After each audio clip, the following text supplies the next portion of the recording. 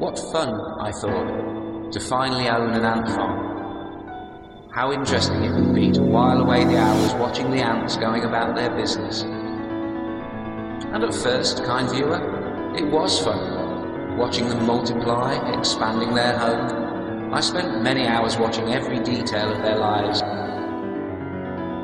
doing what they had to do to survive. In fact, it's all I did, every day. They depended on me, you see. I think I started to love them. And of course, I wanted them to love me back. Such was my fun, and my infinite love, I decided to extend the ant farm. Now, perhaps I went a little too far, especially in a residential area, but at last count, my colony consisted of 6.5 billion ants, living in 2 tons of soil resting between 20 square meters of toughened glass, with 10,278 high-resolution digital cameras scattered throughout the nest. This time, I'd be able to see everything. As my hobby grew into obsession, I decided to actually take a close look at my beloved ants. I began to take an interest in individual ants, their habits, their behaviour, their lifestyles. And I have to tell you, kind viewer, it was somewhat of a shock. Ants are animals. They do the most disgusting things. Their personal hygiene is less than sanitary, and when you look really close, I mean close, they are so ugly, stomach-churningly, bowel-looseningly ugly. They fornicate in groups, they murder each other, have no manners, and the idea that they should hide their genitalia simply hasn't occurred to any of them. I started talking to them, begging them, pleading with them to just change their ways. I held up signs, banners, and even wrote tiny messages that I left at the entrances to the nest, asking them to repent. But nothing happened, nothing changed. I sat at the edge of the glass tank, in a spotlight, waving my arms, expecting that they might notice me, recognise me as the one that brought them lettuce every morning. But still nothing. Not even a thanks for the lettuce, man. It would have been nice to have a little recognition. I wasn't asking to be worshipped as such, although I do give them everything. But a little acknowledgement would have been nice. But they could not see me. They could not hear me. They did not understand my words. And obviously this is entirely their fault. I don't know why, but this constant ignoring of my wonderfulness and my generosity made me angry. It just didn't seem right that I was the whole reason for their existence and their continuing existence, but I didn't get any of the credit. They had to see the big hand bringing down the lettuce from the sky every morning. They had to sense my presence, surely.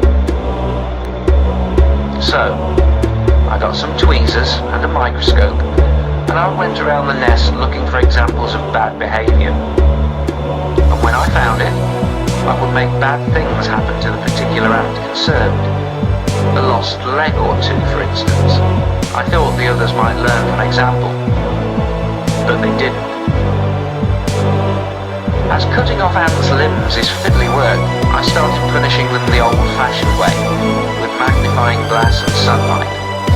But their agony was too brief, and the weather outside too unreliable, and there was still so much punishing that needed to be done. There were 6.5 billion of them. Matches and a cigarette lighter just aren't up to the job. So I built an oven with transparent sides, so I could watch them burning.